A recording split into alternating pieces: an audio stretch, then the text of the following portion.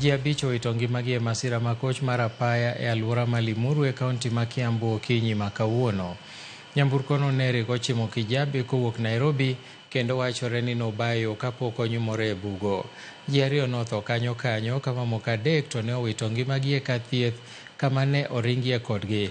Masirano notimore mana kilomita achiel kowuok kama nyoro ji adek owite ngimagi e masira machielo mar apaya.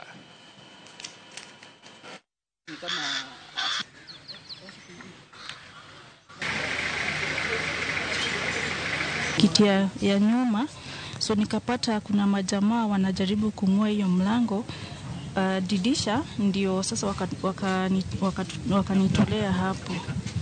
Then wakaendelea kusaidia watu wengine. Then we were put in one of the vehicles from Likana Sacco, ndio ikatuleta hospitali. So we were from town going to Kijabi Hospital. Madereva wanaenda kwa spindi ya hali ya juu sana na wengine wako kwa simu sao. Tungewasihi tu madriver Kenya hii watembee, waende ile mwendo inastahili, waeke ile distance inastahili na wasikue kwa simu. Na pia tungeuliza the Ministry ya Transport and Communication, wanastahili sasa warudishe zile maneno za michuki.